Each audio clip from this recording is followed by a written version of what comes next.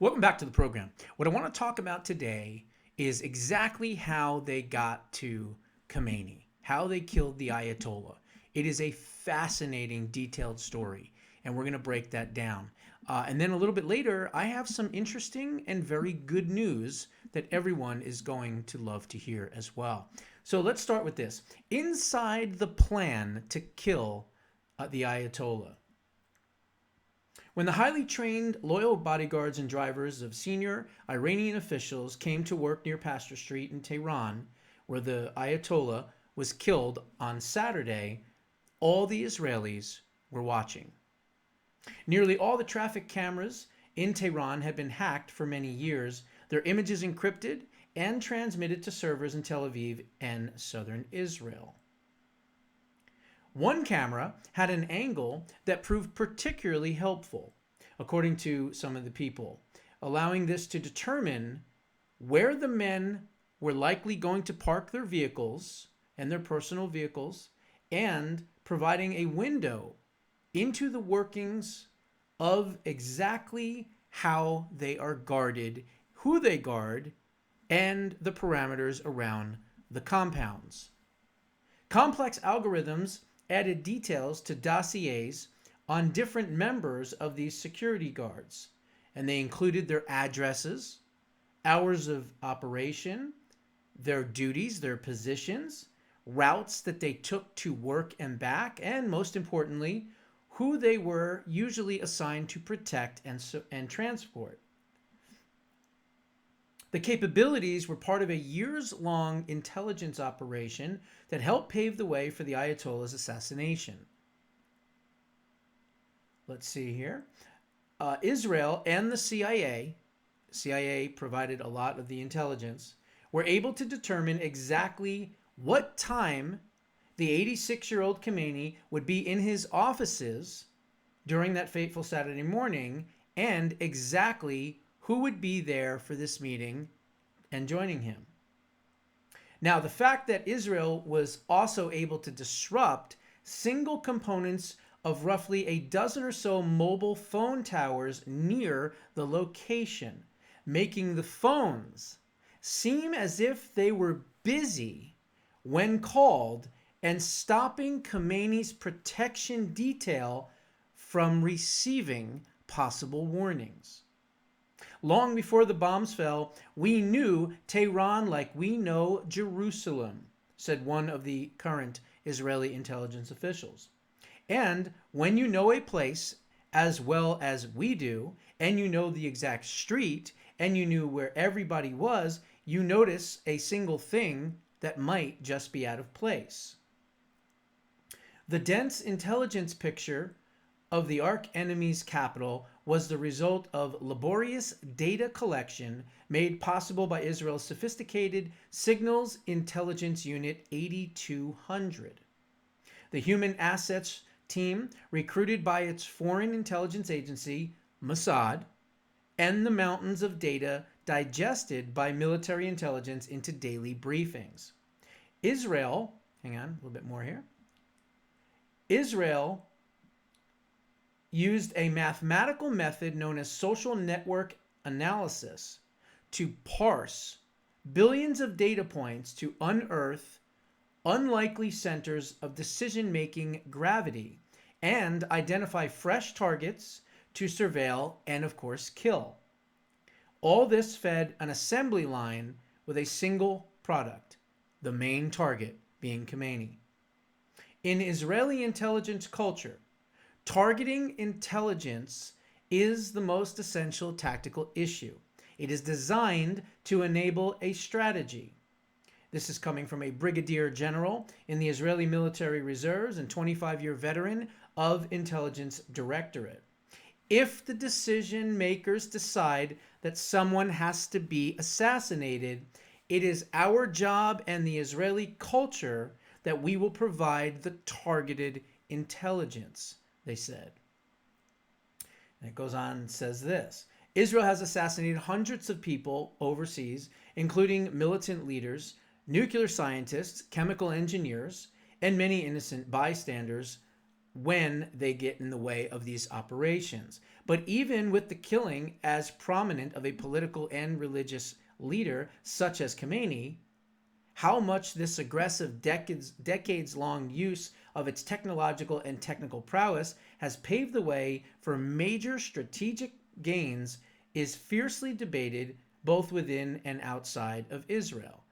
Well, you can debate it all you want. There is no better intelligence apparatus in the world other than maybe the CIA, but I would put Mossad and the CIA and the intelligence of Israel pretty much right on par with each other.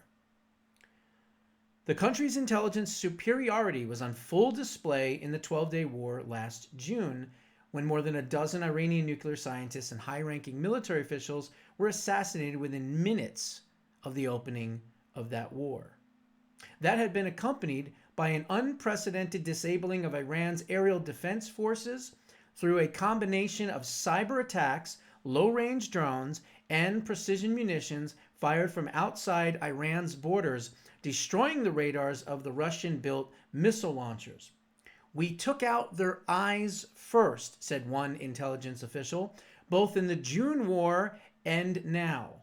Israeli pilots have used a specific kind of missile called the Sparrow, variants of which are able to hit a target as small as a dining room table from more than 620 miles away.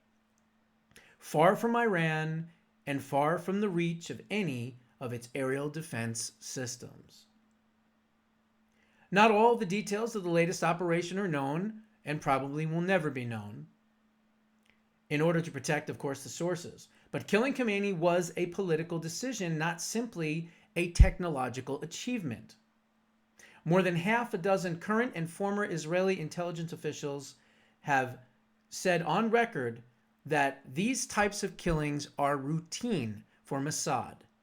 When the CIA and Israel together determined that Khomeini would be holding a meeting on Saturday morning at his offices near Pasteur Street, the chance to kill him alongside so much of Iran's senior leadership was especially opportune.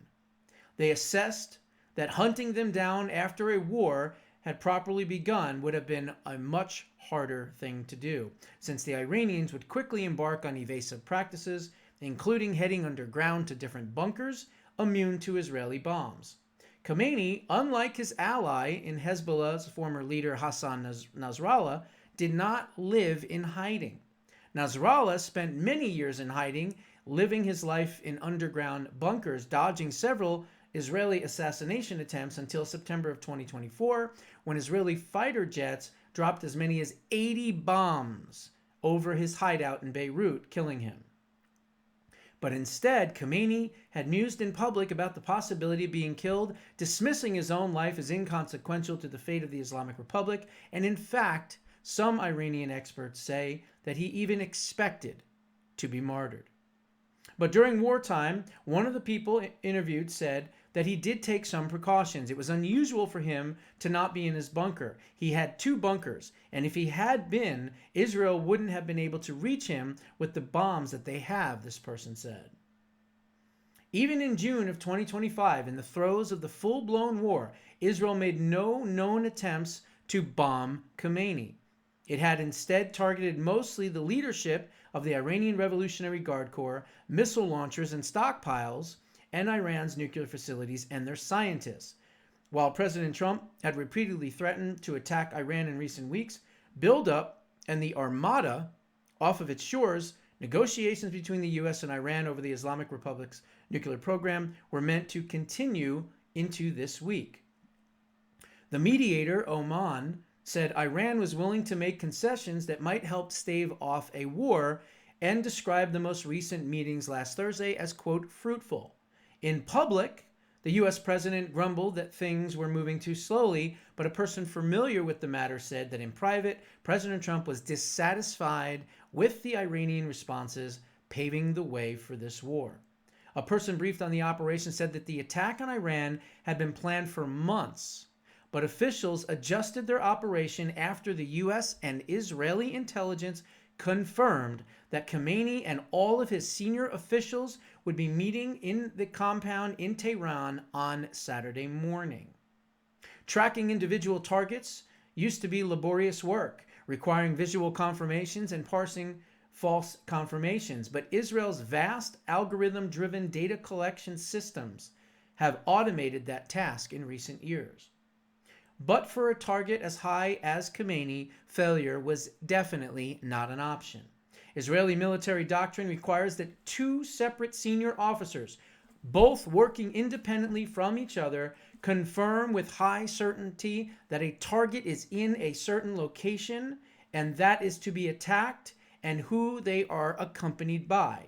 If they cannot verify it, they call it off till another time.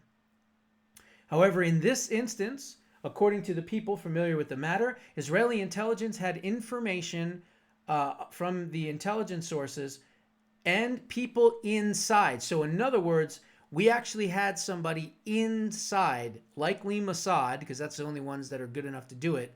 So you had a Mossad agent inside the Ayatollah's inner circle, probably right there at the meeting and letting everybody know what was going on. Israeli intelligence had information from signals such as the hacked traffic cameras and deeply penetrated mobile phone networks. One of the people said that it showed that the meeting with Khamenei was completely on schedule with senior officials heading towards the location. Americans had something even more concrete, a human source. That's right. The CIA declined to comment when asked about it, and that's a good thing. That allowed Israeli jets, which had been flying for hours in order to arrive on time at the right location, to fire off as many as 30 precision munitions directly at the house. The Israeli military added that striking in daylight provided an advantage. The decision to strike in the morning rather than at night allowed Israel to achieve tactical surprise for the second time, despite heavy Iranian preparedness. The tactical success was the culmination of two separate events, more than 20 years apart. And they're talking about how Mossad has been focused on Iran for 20 years. The first was a directive given in 2001 from the former Prime Minister Ariel Sharon, who was then the president, and said, Iran is a priority.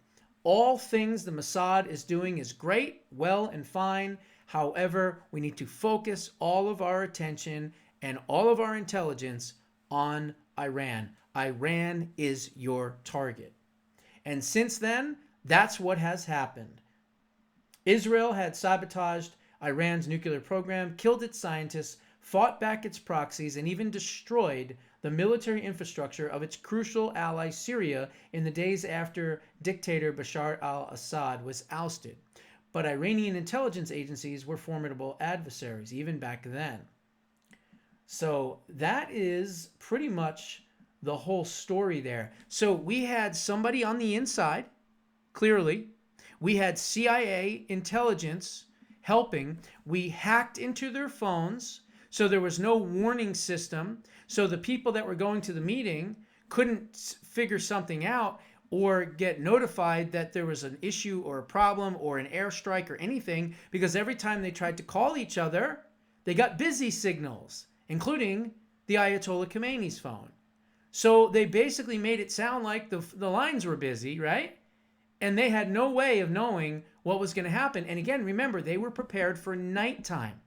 They never thought that they would do it during the day, especially not, on Shabbat either, the Jewish holiday, right? Or the Jewish, time for Shabbat, which is sundown.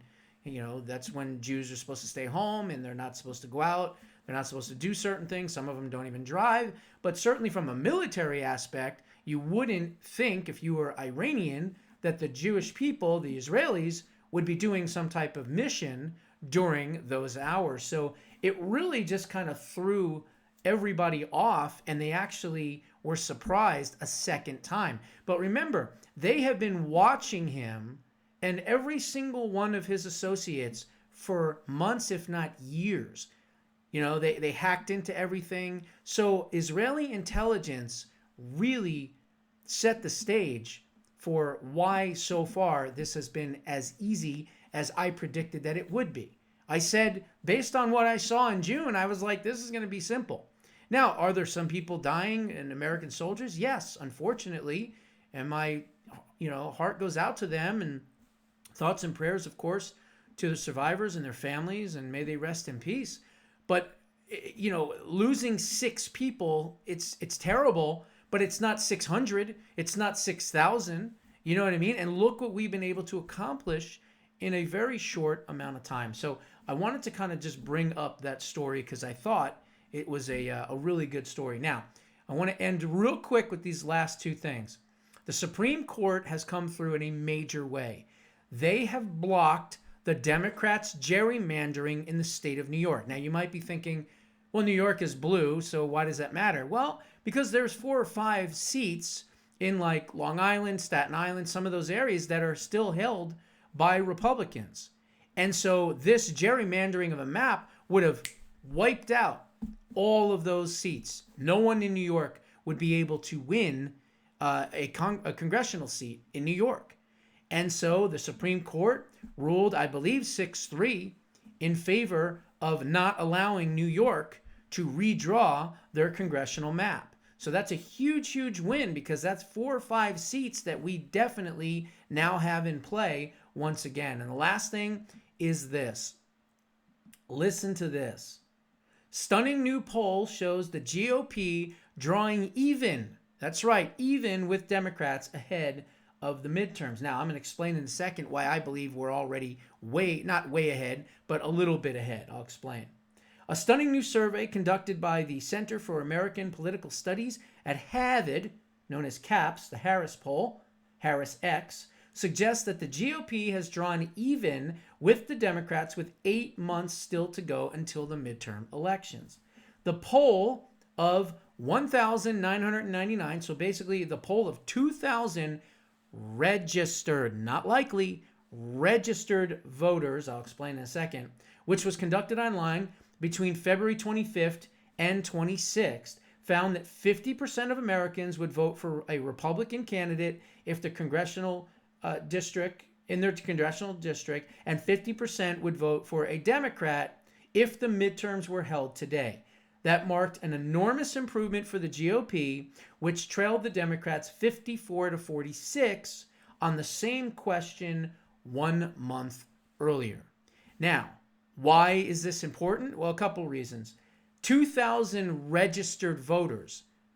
The difference between, and I've said this before throughout the years, so I'm probably repeating myself.